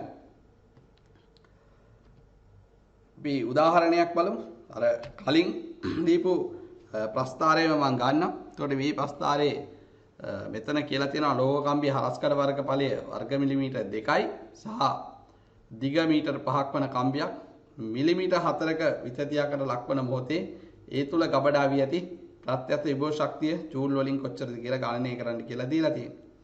එහෙනම් අපි මුලින්ම ප්‍රත්‍යක්ෂ විභව ශක්තිය කිව්ව සමීකරණයක් අපි ගත්තා E සමානයි y E වර්ගයේ බෙදීම 2l කියලා. එතකොට එතනට අවශ්‍ය රාශි ටික හොයාගෙන ඉන්න ඕනේ. ඉතින් ඉස්සලාම අපි මේ ප්‍රස්ථාරය පාවිච්චි කරනවා. දීන ලද විතතියට අදාළ ඉස්සලාම වික්‍රියාව හොයාගෙන ඒ වික්‍රියාවට අදාළ ප්‍රත්‍යාබලය හොයාගෙන ඒ ප්‍රත්‍යාබලයට අදාළ අපිට කෙලිම බලය හොයාගන්න පුළුවන්. එහෙම නැත්නම් යම් මාපාංකය හොයාගන්න පුළුවන්. කලින් මේ ප්‍රශ්නෙට අදාළ මේ ප්‍රස්ථාරයට අදාළ යම් මාපාංකය අපි එවුවා. ඒ යම් මාපාංකය හොයලා අගයන් ටික ආදේශ කළා හොයන්න කරන්නත් පුළුවන්. මම මුලින්ම මේක විතතිය දීලා තිබ්බ 4 වැඩි කිරීම 10 ඍණ 3යි කියලා. මුල් දිග 5යි එහෙනම් මේක බෙදුවාම 8 වැඩි කිරීම 10 ඍණ 4යි. ඊට අනුරූප ප්‍රත්‍යාබලය මේ ප්‍රස්ථාරයෙන් එන්නේ. එතකොට 1.6 වැඩි කිරීම 10 8යි කියලා. එතකොට ඒ ප්‍රත්‍යාබලය F බෙදීම A හින්දා ඒකෙන් හරස්කඩ වර්ගඵලය 2 මිලිමීටර වර්ග මිලිමීටර කියලා දීලා තිබ්බා. ඒක ආදේශ කරලා අපිට පුළුවන් බලය ලියන්න. එතකොට බලය ඔයගොල්ලන්ට එද්දි මේ 2 මිලිමීටර එකට අදා 2 මිලිමීටර වර්ග මිලිමීටර කියන එක වර්ග මීටර වලින් ආදේශ කරන 10 ඍණ 6න් වැඩි කරලා ආදේශ කරාම බලය ඔයගොල්ලන්ට එනවා 3.2 වැඩි කිරීම 10 2යි නිව්ටන් කියලා. එහෙනම් මෙන්න මේ සමීකරණේ බලය වෙනුවට 3.2යි වැඩි කිරීම 10 2 ආදේශ කරනවා. E වෙනුවට මිලිමීටර 4ක විතතියක් කියලා දීලා තිබේ. ඒක ආදේශ කරාම ඕගලන්ට මේ තත්ත්වය තුළ මිලිමීටර 4ක විතතියක් දක්වාදී ගබඩා වෙන වික්‍රියා ශක්තිය නැත්නම් ප්‍රත්‍යක්ෂ විභව ශක්තිය කියන එක ලියා ගන්න පුළුවන්. මෙන්න මේ විදියට සුළු කරලා ගත්තම 0.64 ජූල් කියලා එන්නේ. ඒක තාම ලේසි ප්‍රශ්නයක් ආදේශ කරලා ගන්න පුළුවන්. එහෙම නැත්නම් මේ අගේම ඕගලන්ට ගන්න පුළුවන්. අපි වයිට් බෝඩ් එකට යමු. මම අතන විස්තර කරලා අන්තිමට ලියුවා සමීකරණයක් මේක y a e වල වර්ගය බෙදීම 2l කියලා. y කියලා ලිව්වේ අපි යම් මාපාංකය කලින් අපි හෙව්වා යම් මාපාංකය 2 වැඩි කිරීම 10 11යි කියලා. a කියලා ලිව්වේ දැන් ඔකේ දීලා තියෙන වර්ග මිලිමීටර 2යි කියලා 2 වැඩි කිරීම 10 ඍණ 6යි කියලා ආදේශ කරමු. e කියන්නේ 4යි මිලිමීටර 4 වැඩි කිරීම 10 ඍණ 3යි. ඊ වර්ගයක් තියෙන්නේ ඒක වර්ග කරනවා. ඊට මේක බෙදලා දානවා 2 වැඩි කිරීම මීටර 5යි. ඒ කියන්නේ 10 මේ දෙක 5 4 2 10යි කියලා එන්නේ 15. දැන් මේක සුළු කරොත් මෙතන එනවා 16යි කියලා. 16 ඒවා දෙකක් 32යි. 32 ඒවා දෙකක් 64යි. එතකොට මෙතන 10 11යි 10 ඍණ 6යි. මෙතන වර්ග වුණාම 10 ඍණ 6යි 10 ඍණ 12යි. 10 ඍණ 12 10 ඍණ 1යි 10 ඍණ 2යි. එමින්ද 6යි 4යි ජූල් කියලා මෙනවා. එහෙම ආදේශ කරලා ගන්නත් පුළුවන්. නැත්නම් අර විදියට ප්‍රස්ථාරය පාවිච්චි කරලා ගන්නත් පුළුවන්. හරි. ඊට පස්සේ තන්‍ය ද්‍රව්‍ය වර්ගීකරණයක් කරන්න පුළුවන් මේ ප්‍රත්‍යස්ත ගතිගුණ මත. එකක් තමයි තන්‍ය ද්‍රව්‍ය කියලා කියන්නේ. සාමාන්‍ය අදහස නම් තන්‍ය කියලා කියන්නේ තැලෙන සුළු බව කියන එක. ඊළඟ තැලෙන එනම් අපි අර්ථ දැක්වීමක් විදිහට මේක ලියනවා. මිටියම් කරන්න පුළුවන්, නැමන්න පුළුවන්, කපන්න පුළුවන්, තෙරපීමට ලක් කරන්න පුළුවන්. ඒ වගේම රෝල් කිරීමට හැකි, ඇදීමට හැකි. ඒ කියන්නේ විවිධ හැඩ වලට හැඩ ගන්නවන්න පුළුවන් ද්‍රව්‍ය වලට තන්‍ය ද්‍රව්‍ය කියලා කියනවා. ඒ කියන්නේ මේ ඇවිල්ලා කාර්මික ශ්‍රේෂ්ඨයේදී ද්‍රව්‍ය නිර්මාණය කරලා ද්‍රව්‍ය හදද්දී කරන ද්‍රව්‍ය වලට කරන එක එක ක්‍රියාවලිය තමයි මිටියම් කිරීම. අපි මිටියකින් තලන එකට කියන හැමරින් කියන එක, නැමීම කියන්නේ බෙන්ඩින් නමනවා, තෙරපීම කම්ප්‍රෙස් කරන එක, කැපීම කටින් කියලා කියනවා, රෝල් කරනවා, ඇදීම ඩ්‍රෝවිං කියලා කියනවා. ඇදීම කියලා කියන්නේ ඔය දැන් තඹ කම්බියම අපිට ඕන ගේජ් එකට ඇදලා තමයි හදාගන්නේ. හැඩ ගැන්වීම ෆෝමින් කියලා කියනවා. අන්න ඒ වගේ මෙන්න මේ කියන කාර්මික ක්‍රියාවලිය සියල්ල කරන්න පුළුවන් ද්‍රව්‍ය වලට අපි කියනවා තන්‍ය ද්‍රව්‍ය කියලා. නැත්නම් තැලෙන සුළු ද්‍රව්‍ය. එතකොට මේ තියෙන මේ ක්‍රියාවලිය ටික මේ පළවෙනි රූපේ ඔයගලන්ට පේන්නේ මෙතන හැමරින් කියන එක. එතන කටින් නැත්නම් කැපීම, මේක මිටියම් කිරීම, මේ තියෙන්නේ රෝල් කිරීම, මේ තියෙන්නේ නැමීම, තියෙන්නේ තෙරපීම.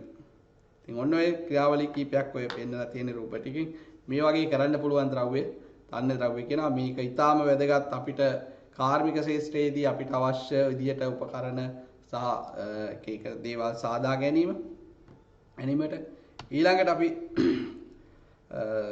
වැදගත්ම දේ තමයි තන්නේ ද්‍රව්‍යයක් සැලකුවාම මේ තන්නේ ද්‍රව්‍යයක ප්‍රත්‍යාබල වික්‍රියා ප්‍රස්ථාරය ඒ තන්නේ ද්‍රව්‍යයේ බලය ප්‍රත්‍යාබලය වැඩි කරගෙන යනකොට යා වික්‍රියාවට භාජනය වෙලා විතන් වෙන කියන්නේ මේ අවසාන ભેදක බලයට ඇවිල්ලා කඩලා යන තැනට නිකන් තියෙන. ඒ කියන්නේ ප්‍රත්‍යා අර කියපු සමානුපාතික සීමාව, ප්‍රත්‍යස්ස සීමාව, අවනති ලක්ෂය, ભેදක ලක්ෂය කියන ඒ සියලු සීමාවන් තන්නේ ද්‍රව්‍යයකට පවතිනවා.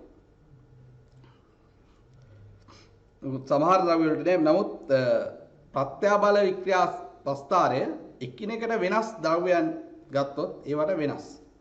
ඒ ප්‍රත්‍යාබල වික්‍රියා ප්‍රස්ථාරය දිහා බලලා ද්‍රව්‍ය මොන වගේද, ද්‍රව්‍ය මොකක්ද කියන එක ගැන අදහසක් ගන්න පුළුවන්. උදාහරණයක් දැන් රබර් වගේ එකක් ගත්තොත් අඩු ප්‍රත්‍යාබලයකට වැඩි වික්‍රියාවක් දක්වනවා. අපි දන්නවා සාමාන්‍ය රබර් පටියක් පොඩි බලයකින් වැඩි දිගක් ඇද ගන්නවා. හැබැයි තම කම්බියක් හරි යකඩ කම්බියක් හරි අරන් ගත්තොත් ඒ විදිහට ඇද්දොත් අපිට ඒ වගේ පොඩි බලයක් දීලා මිලිමීටරයක්වත් අදින්න බෑ. පැහැදිලි? එහෙනම් රබර් වගේ එකක් තියෙනවා. ඒතකොට ප්‍රත්‍යාබල වික්‍රියා ප්‍රස්ථාරය රබර් වගේ එකකට ඇන්දොත් ඒක ගොඩක් පහළින් යන්නේ. වික්‍රියාව පැත්තට වැඩි අඩු ප්‍රත්‍යාබලයකට වැඩි වික්‍රියාවක් එන විදිහට යන්නේ.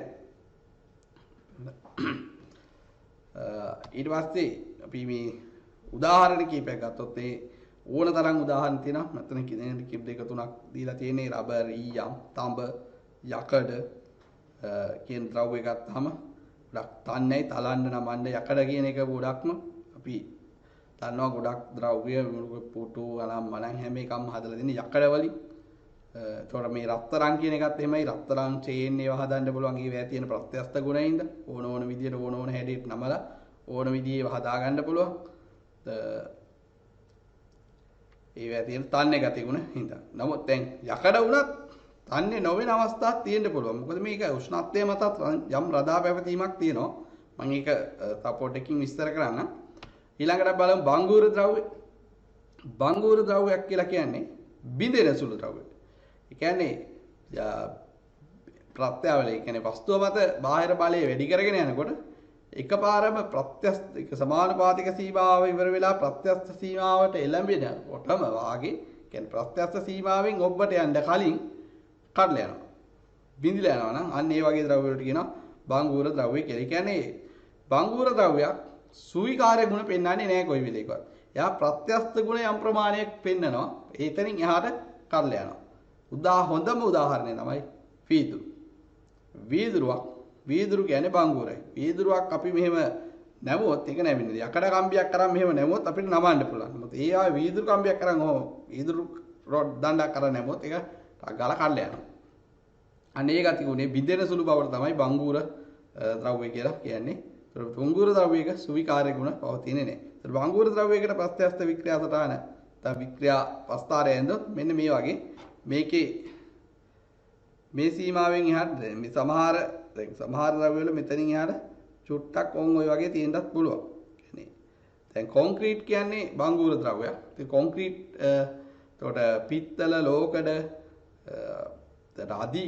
අධික කාබන් මිශ්‍ර වානේ යෝ හැම එකම ගත්තොත් බංගුර ද්‍රව්‍ය වෙන්නේ. ඒ වෑදී මේ හරියටම මෙතන ප්‍රත්‍යස් සමානුපාතික සීමාව නෙමෙයි මේ පොඩි වක්‍රතාවයක් තියෙන්න පුළුවන් කැඩෙන්න කලින්. හැබැයි සුවිකාර්ය ගුණ පෙන්වන්නේ නැහැ. කොහොමත් අවනති ලක්ෂයට එන්නේ නැහැ. ඊට කලින් කඩලා යනවා. ඒ අණු ඉස්සර හැදිලා තියෙන විදි අණුව තමයි මේ ද්‍රව්‍ය ගුණ විස්තර වෙන්නේ. ඒතකොට මේ බංගුරතාවය ඒකත් උෂ්ණත්වයේ මත නදාපවතී.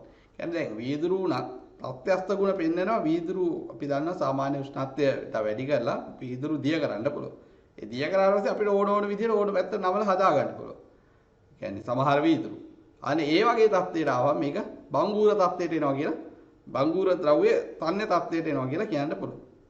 ඒකයි මම ඒක උෂ්ණත්වයේ මත නදාපවතිනවා කියලා කිව්වේ.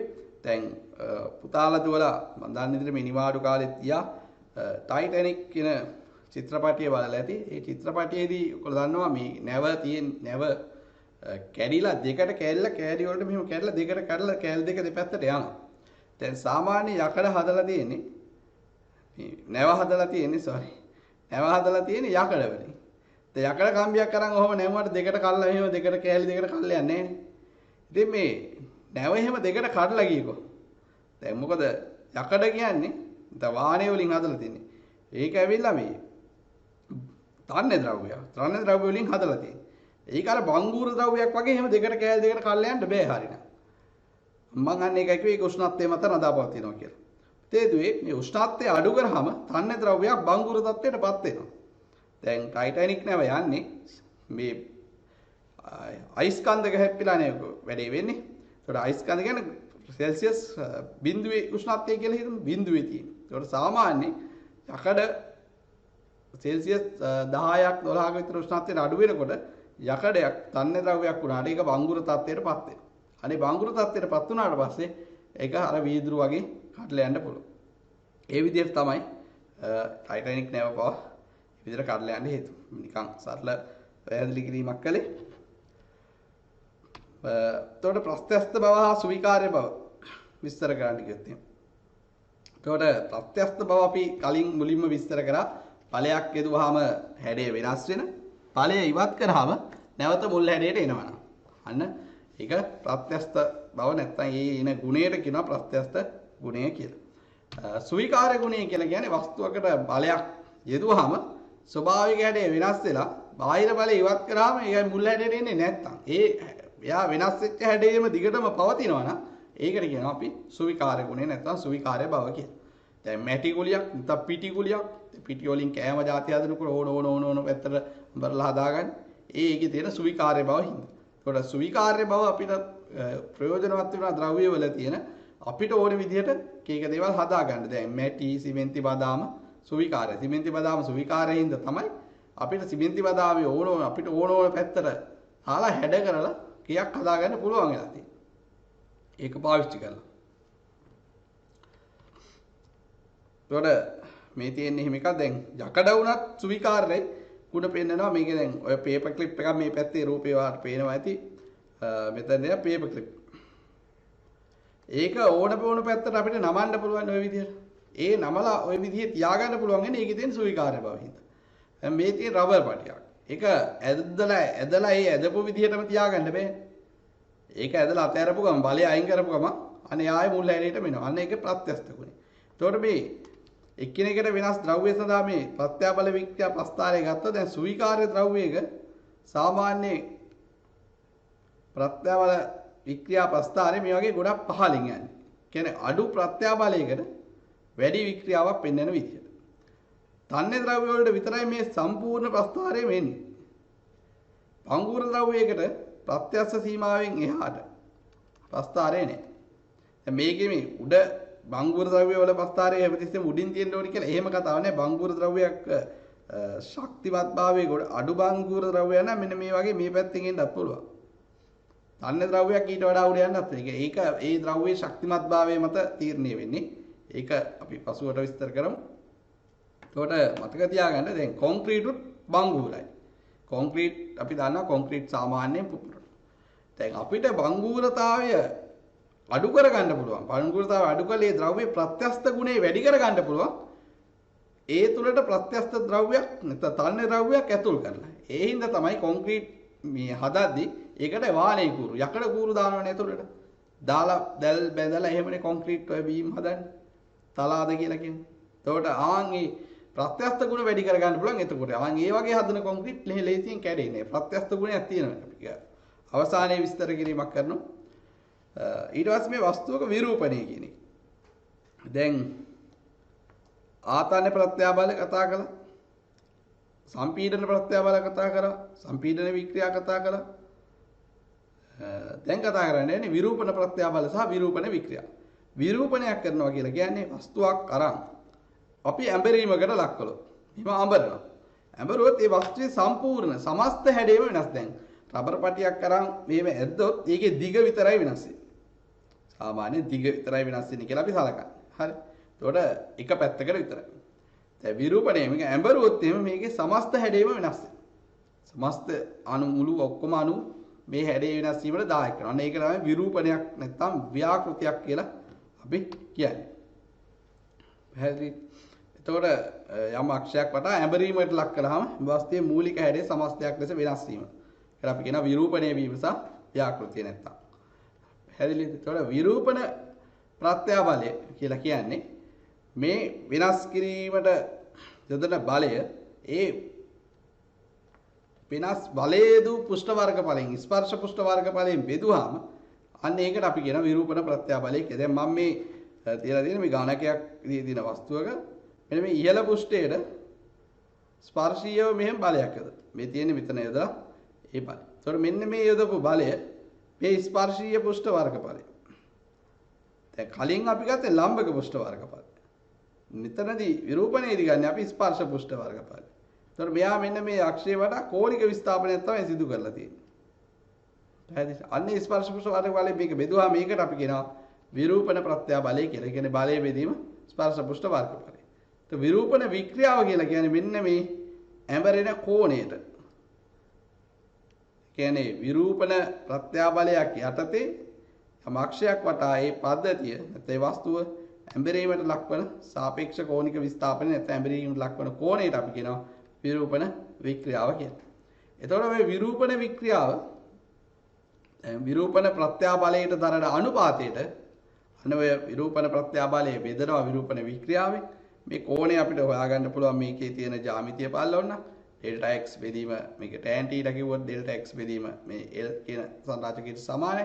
ඒකෙන් θ ගන්න පුළුවන් කුඩා මේ අපි දැන් මෙහෙම මම ලොකුවට ඇඳලා සාමාන්‍ය ඉතා කුඩා විරූපණයක් වෙන්නේ. ඒතකොට මේ කුඩා කෝණ සඳහා අපිට ඕන ලියන්න පුළුවන් කුඩා කෝණ සඳහා සැලකුවොත් එහෙම සාමාන්‍යයෙන් tan θ ආසන්න වශයෙන් θ ආගයට රේඩියන් වලින් ගත්තාම සමානයි. මේ පස්තරණ එක ඩෙල්ටා x ට l ට සමානයි. ඉතින් විරූපණ වික්‍රියාව tan θ කියලා ලියලා ඩෙල්ටා x ට l කියලා ලියන්නත් පුළුවන් වුණා. එතකොට විරූපණ වික්‍රියාව විරූපණ ප්‍රත්‍යාබලය ඒක අනුපාතයට අපි කියනවා දෘಢතා මාපාංකය කියන්නේ ප්‍රත්‍යස්ථතා මාපාංකය වගේ දෘಢතා මාපාංකය විරූපණ ප්‍රත්‍යාබලයේ විරූපණ වික්‍රියාවට දරන අනුපාතය. නම් දෘಢතා මාපාංකය සමාන වෙනවා. එතකොට විරූපණ ප්‍රත්‍යාබලයේ බෙදීම විරූපණ වික්‍රියාවට. මම හිතන්නේ දුර පුතාලට කිව්ව කරුණු පැහැදිලි වෙයි. මේ ගැන මේ දෘಢතා මාපාංකය ගැන ගණනය කිරීම සම්බන්ධව කරන්නේ නැහැ. නිකන් සාමාන්‍ය වෙන ඇඩේ වෙනස් වීම. මීට අමතරව අපි දන්නවා දැන් වස්තුවක් වායු හරි ද්‍රව මත හරි එහෙම බලයක් යදුවාම ඒකේ පීඩනය වෙනස් වෙනවා. පීඩන වෙනසක් වෙනවා. ඒ වගේම පරිමාව පීඩනයක් යදුවාම පරිමාව වෙනස් වීමක් වෙනවා. අනේ පීඩනය පරිමාව වෙනස් වීමට දරන අනුපාතය ගත්තත් ඒකට අපි කියනවා නිකර මාපාංකය කියලා. ඒවත් ගොඩක් වෙලාවට දෙන්නේ ද්‍රව සහ වායු සම්බන්ධව විතරයි. පැහැදිලි මේ පාඩමේ ඉස්සරහට තව තියෙනවා. ඔයාලගේ සිලබස් එකේ තම විශේෂ නිර්දේශයේ අඩංගු ඔය කියපු කොටස් ටික තමයි මම කියලා දුන්නේ. අපි පොඩි උදාහරණයකුත් බලමු. මෙතනදී උදාහරණයේ ප්‍රශ්නේ තියෙන්නේ මේ ප්‍රස්තාරයේ පෙන්නලා තියෙනවාට A B C D කියලා ද්‍රව්‍ය හතරක්. ඒ සඳහා ආතන්‍ය ප්‍රත්‍යාබලය හා වික්‍රියා වෙනස් වෙන හැටි දීලා තියෙන්නේ. එතන මේකේ පළවෙනි කොටසින් අහනවා A B C D ද්‍රව්‍යයන් තන්‍ය හා බංගුර ලෙස වෙන් කර දක්වන්න කියලා. අපි ප්‍රස්තාරයේ දිහා බලලා කොහොමද ඒක වෙන් කරන්නේ කියන එක බලමු. ඊළඟට අහනවා තන්‍ය හා බංගුර ද්‍රව්‍ය සඳහා උදාහරණ දෙක පැකින් දෙන්න කියලා. මතකද කියලා බලන්න. පොඩ්ඩක් ඉක්මනට ලියා ගන්න බලන්න. එතකොට මෙතන දැන් අපි දන්නවා මේ A යා ප්‍රත්‍යස්ථ සීමාවෙන් එහාට නැහැ. ඒ කියන්නේ ඒක බංගුරයි. අන්න දැන් වෙන් කරන්න කියලා කොහොනේ A බංගුරයි කියලා බංගුර කොට දාගන්න. Bත් එහෙමයි. B ගෙත් ස්වීකාර්ය ගුණ එන්නේ නැහැනේ. Bත් බංගුරයි. මෙන්න මේ දෙන්නම ස්වීකාර්ය ගුණත් වෙන සම්පූර්ණ ප්‍රත්‍යාබල වික්‍රියා පස්තාරෙම ලබා දෙන හින්දා අපිට ඒ දෙන්නව කියන්න පුළුවන්. ඒ දෙන්න තන්‍යයි AB බංගුරයි CD තන්‍ය ද්‍රව්‍යයි කියලා. උදාහරණයක් කොට තන්‍ය ද්‍රව්‍ය වලට ගත්තොත් අපි වානේ තන්‍ය ද්‍රව්‍යයක් ඊයම් රබර් ඕනේ කල් ලියන්න පුළුවන්. බංගුර ද්‍රව්‍ය ගත්තොත් පීදුරු කොන්ක්‍රීට් ලෝකඩ පිත්තල අධික කාබන් මිශ්‍ර වානේ ඒ ඔක්කොම බංගුර ද්‍රව්‍ය කොටට අයිති වෙනවා. එතන මේ ප්‍රශ්නේ C කොටස ගියොත් එහෙම මේකේ දීලා තියෙන ඔයගලන්ට ඒ ද්‍රව්‍යයෙන් ලබාගත් විස්කම්බේ 1.5 වැඩි කිරීම 10 4ක් මීටර වන සිලින්ඩරාකාර කොටසක් පරීක්ෂා කිරීමේදී ඒ වේදක ප්‍රත්‍යා බලය 1.2 ගිගාපැස්කල්. එහි වේදක ලක්ෂයේදී ක්‍රියා කළ ආතන්‍ය බලය හොයන්න කියලා දීලා තියෙනවා. ෆයි වලගේ 3ක් ලෙස ගන්න කියලා. දැන් මේ ගිගාපැස්කල් නේද ප්‍රශ්නයක් වෙනවා දැන්. අපි දන්නා වර්ග මීටර නිව්ටන් වලින් තමයි බලය ලිව්වේ. දැන් මේ ගිගාපැස්කල් කියන්නේ ගිගා කියලා කියන්නේ 10 9යි කියන එක. දන්නා නෑ. ඔයගොල්ලෝ දන්නවා කිලෝ මෙගා ගිගා ටෙරා ඒ විදිහට යන්නේ. 10 3න් 3ට යන්නේ කිලෝ නම් 10 3යි මෙගා 10 6යි ගිගා 10 9යි. ඒතර පැස්කල් කියන්නේ වර්ග මීටර. එහෙනම් මේ ආගේ 10 9න් වැඩි කරා නම් ඔයගොල්ලන්ට වර්ග මීටර නිව්ටන් විදිහට මේක ලියන්න පුළුවන්. ඒතර අපි ප්‍රශ්නේ තියෙනවා මෙතන එන ඉස්සලාම මේ ද්‍රව්‍යයේ හරස්කඩ වර්ගඵලය හොයාගමු. හරස්කඩ වර්ගඵලය කියන්නේ 5r වර්ගය. r කියන්නේ විස්කම්භයේ බෙදීම 2. r සමාන වෙන නිෂ්කම්භයේ බෙදීම 2. ඒකේ වර්ගය ගන්නවා. එතකොට මේක සුළු කරමු 1.5 වැඩියෙන් 10 ඍණ 4යි විස්කම්භය. දෙකෙන් බෙදලා වර්ග කරලා 5 3යි කියලා අරගෙන සුළු කරොත් ඔයගලන්ට 1.6යි 8යි 8යි වැඩි කිරීම 10 ඍණ 8යි වර්ග මීටර කියලා තමයි එන්නේ. ඊට පස්සේ අපි ආතන්‍ය බලය සමාන වෙනවා. ඒ කියන්නේ ආතන්‍ය බලය කියන්නේ ප්‍රත්‍යා බලය කියලා කියන්නේ බලය බෙදීම වර්ගඵලය. එහෙනම් බලය සමාන වෙනවා ප්‍රත්‍යා බලය වැඩි කිරීම වර්ගඵලයට. ඒතකොට වේදක ප්‍රත්‍යා බලය දීලා තිබ්බ 1.2 ගිගාපැස්කල් දෙකෙන් 10 9යි වැඩි කිරීම වර්ගඵලය අපි උඩින් ගණනය කරපු වගේ. ඒතකොට මෙතන සුළු කරාම බලන්න මේ බලය 20.25 නිව්ටන් කියලා ලියා ගන්න පුළුවන්. ඊටාම ලේසි ප්‍රශ්න. නමුත් මේ සංකල්පයයි වැදගත් වෙන්නේ. තව උදාහරණයක් බලමු. මෙන්න මේ A සම්බන්ධව තියෙන්නේ. නමුත් මේක වෙනස් ප්‍රශ්නයක්. ABCD ද්‍රව්‍ය හතරක් සදා ආතන්‍ය බලයේ ආතන්‍ය වික්‍රියාව අතර අවස්ථා රූපේ දීලා තියෙනවා. මේ ABC ද්‍රව්‍ය වෙන්න පුළුවන් මොනවද කියන එක මෙන්න මේ උත්තර හතරක් ඔයගොල්ලන්ට පහක් දීලා තියෙනවා. දැන් A කියන්නේ බංගුර ද්‍රව්‍යයක්. A සාමාන්‍යයෙන් වෙන්න පුළුවන්. ඒකේ පොඩිවත් ප්‍රත්‍යස්ත ගුණයක් නැහැ. එයා සමානුපාතික සීමාවෙන් කැඩලා තියෙනවා. ඒක සාමාන්‍යයෙන් අපිට ගත්තා වීදුරු වගේ වෙන්න පුළුවන්. මොකද අපි දන්නා වීදුරු වල එහෙම ලොකුවට ඈ ඉක්මනට එකපාර කල් යනවා. දැන් B ගත්තොත් එහෙම පිටේ පොඩි ප්‍රත්‍යස්ත ගුණයකුත් තියෙනවා. ඒතකොට මෙතන මේ රූප තියෙන ද්‍රව්‍ය වලින් B ගත්තොත් B කොන්ක්‍රීට් වගේ වෙන්න පුළුවන්. දැන් C ගත්තොත් එහෙම එයා තඹ වානි වගේ ඉහළ තන්‍ය ගුණ තියෙන තන්‍ය ද්‍රව්‍යයක් වෙන්න පුළුවන්. ඊට පස්සේ D ගත්තොත් D ව තමයි අඳුර ගන්න ඕනේ. ඒ කියන්නේ රබර් කියන ගන්න පුළුවන් හේතුව කුඩා ප්‍රත්‍යාබලයකට විශාල වික්‍රියාවක් වෙන්නලා තියෙනවා. කුඩා ප්‍රත්‍යාබලයේ විශාල වික්‍රියාවන් පෙන්වන්නේ රබර් වගේ ගොඩක් හොඳට ඇදෙන වඩා ප්‍රත්‍යස්ත ද්‍රව්‍ය. ඒකට මේකට පිළිතුර විදිහට වීදුරු කොන්ක්‍රීට් ABCD පිළිවෙලින් අහන්නේ A වීදුරු වෙන්න පුළුවන්. B කොන්ක්‍රීට් D C තඹ සහ D රබර්. ඒක හතරවෙනි පිළිතුර අපිට මේකට විසඳුම විදිහට ලියන්න පුළුවන්. අපි තව උදාහරණයක් බලමු. මෙතන දීලා තියෙන ඕගලන්ට කැටපෝලයකින් විදින අවස්ථාවක්. හරස්කඩ වර්ගඵලය මිලිමීටර 10ක් වන වර්ග මිලිමීටර 10ක් වන කැටපෝලයක් දිග 10යි. ඒ වගේ සමාන්තර රබර් තන්තු දෙකකින් කැටපෝලය සමන්විත වෙනවා. ඒක මේ කැටපෝලයේ මේ සෙන්ටිමීටර් 5ක් ඇදලා අතෑරියාම ස්කන්ධයේ ග්‍රෑම් 100ක් වන ගල් කැටයක් සිරස්ස මිලිමීටර 25ක් උසට විසි කරන්න පුළුවන් රබර් පටියේ අම්මාපාංකය කොච්චරද කියලා අහන්නේ.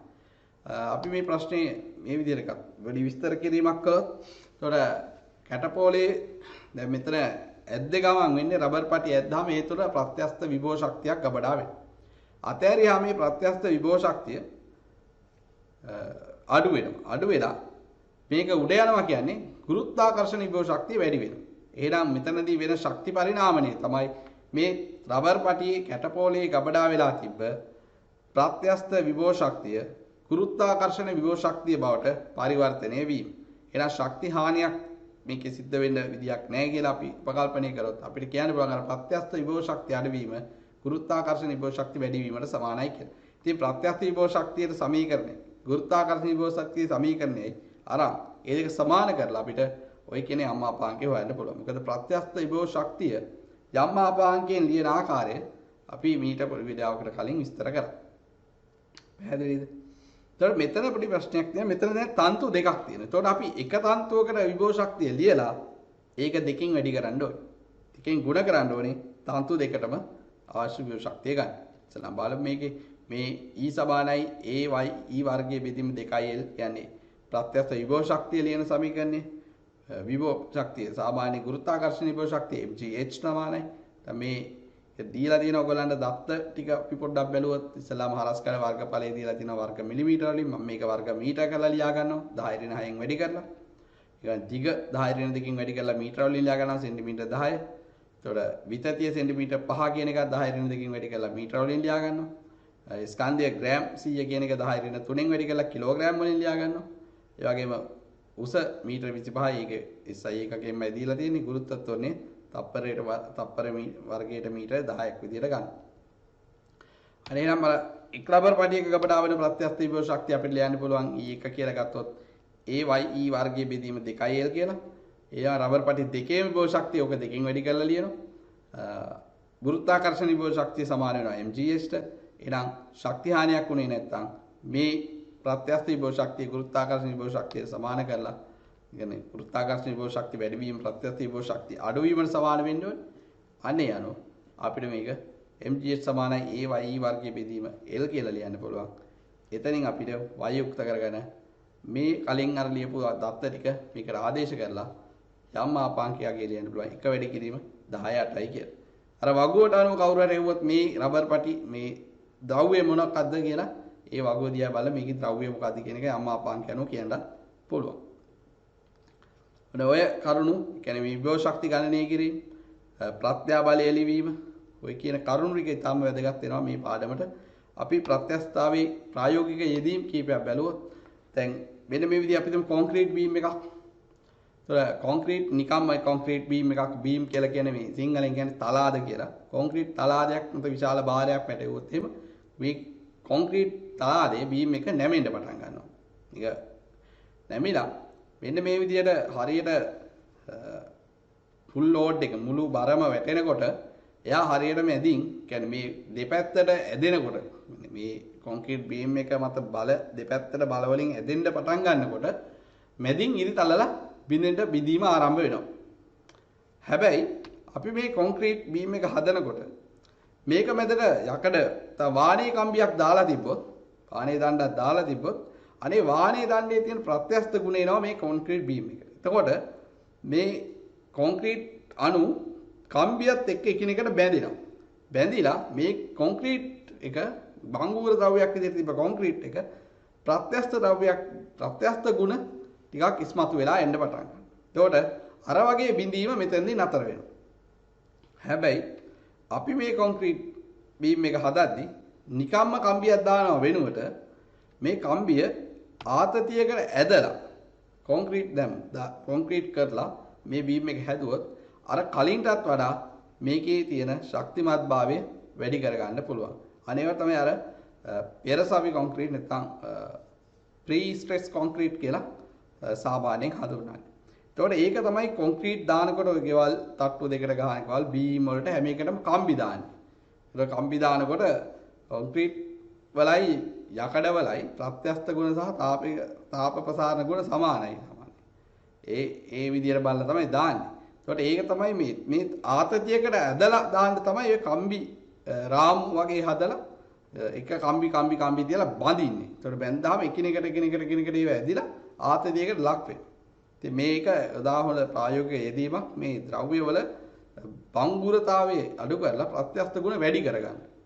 ඒත් ප්‍රත්‍යස්තතාවයේ තාමත් ප්‍රායෝගිකව මේක දෙනවා සාමාන්‍ය ඉන්ඩස්ට්‍රි එකේ කාර්මික ශාස්ත්‍රයේදී අද වැඩි බහුලවම කරන දෙයක් මේක. ඒ වගේම තමයි මේ දුණු විදීම දුන්නක තියෙන ප්‍රත්‍යස්ත ගුණයේ හින්දා තමයි දුණු විදින්න පුළුවන් වෙලා තියෙන්නේ. දුණු සහිත මෙට්ට ස්ප්‍රේ මෙට්ටස් කියලා කියනවා. ඒකේ තියෙන දුණු වල තියෙන ප්‍රත්‍යස්ත ගුණයේ හින්දා තමයි ඒක උඩ ඉතිහාම මිනිස්යාගේ ඇඟට කියන්නේ ඒකේ ශක්තිය උරා ගැනීමක් සිද්ධ වෙනවා දුණු කියන්නේ දුණු මගින් ඒ කියන්නේ ප්‍රත්‍යස්ත විභව ශක්තිය විදියට ඒක මත යොදෙන ශක්තිය ගබඩා කර ගන්නවා. එතකොට බාහිර පුද්ගලයාට ඒකින් එන ඇතිවන ආවේගය අඩු වෙනවා. එතකොට මේ ගැස්සුම් නිවාරක කියන නැත්නම් ෂොක් ඇබ්සෝබර්ස් කියන එක වාහන හැම එකකම වාගේ තියෙන දුණු පටි දුණු කොළ කියලා මහල ඇති. ඒකෙන් වලක වැටුනොත් මොකක් හරි බයිසිකලයක් හෝ ඒ රෝදයකට තමයි මේක සම්බන්ධ කරන්නේ. එකපාර හදිස්සි ගැස්සීමකින් ආවේගයක් ආවොත් ඒක ඇතුලේ ඉන්න පුද්ගලයන්ට දැනෙන ප්‍රමාණය අඩු කරනවා. මොකද මේ තුන්න මගින් ඒ ශක්තිය ගබඩා කර ගන්නවා. ඒක අභ්‍යන්තරයට ඒකෙන් ඇති කරන ආවේගය දෙන එක අවම වෙනවා. ඒකට ඒ වගේම මේ ඇමුණුම් කටු මේකේ ඇමුණුම් කටු වල තියෙන ප්‍රත්‍යස්ත ගුණ හින්දා තමයි අපිට මේක ඕන විදියට ඇඩ්ජස්ට් කරලා මේ කියන්නේ කොළ අමුණදී මේ පහතට නමලා ඒ කියන්නේ නැමීමට ලක් කරාම බලයක් එදුවා මේකේ කට ඕපන් වෙනවා. ඒ කියන්නේ තියෙන කොළ ටික දාලා ඊට පස්සේ බලය රිලීස් කරාම නැවත තිබ්බ හැඩයටපත් වෙනවා. ඒ වගේම මේ දුන්නු තරාදී බර මයින්ඩ් පුළුවන් වෙලා තියෙන්නේ දුන්නේ තියෙන ප්‍රත්‍යස්ත ගති ගුණය නිසා. ඉතින් මේ කියන ප්‍රත්‍යස්ත මේ කියන ප්‍රායෝගික යෙදීම් වලට අමතරව තව ගොඩාක් දේවල් තියෙනවා. ඉතින් අදට මම සාකච්ඡා කරන්න බලාපොරොත්තු වෙන්නේ උනේ මෙන්න මෙච්චරයි තේදුවේ. ඉතින් මේ පාඩමේ කරුණු සම්බන්ධවත් තව හොයලා තව ප්‍රශ්න කරන්න තාමත් අධ්‍යයනයක් ගැඹුරු අධ්‍යයනයක් කරලා හොඳට පාඩම තේරුම් අරගන්න. අරන් විභාග ප්‍රශ්න පාස් පේපර් ප්‍රශ්නත් කරන්න විභාගයට යන්න කලින්. ඉතින් අවසාන වශයෙන් ගත්තොත් මේ පාඩම තුළ අපි ප්‍රත්‍යස්ත වස්තුවක තියෙන ප්‍රත්‍යස්ත බව, ප්‍රත්‍යාබලය හා වික්‍රියාව කියන කරුණු, ආතන්න ප්‍රත්‍යාබලය ආතන්න වික්‍රියාව, සම්පීඩන ප්‍රත්‍යාබල සම්පීඩන වික්‍රියාව කියන ප්‍රත්‍යාබල වික්‍රියා ප්‍රස්ථාරය, ටොහුක්ගේ නියමය, යම්මාපාංකය, ප්‍රත්‍යස්තතා යම්මාපාංකය කියන එක. ඒතර ප්‍රත්‍යස්ත විභව ශක්තිය, සාධ්‍ය ද්‍රව්‍ය සහ භංගුර ද්‍රව්‍ය කියන කරුණු තමයි විස්තර කරේ. ඉතින් දුවල පුතාලට මම සුබපතනවා විභාගයේ වෙනුවෙන් හැමෝටම හොඳ ඉහළ සාමාර්ථයක් ලබා ගන්න කියලා. අදට අපි පාඩම අවසන් කරනවා. එහෙනම් හැමෝටම තෙරුවන් සරණයි ආයුබෝවන් කියලා ප්‍රාර්ථනා කරනවා.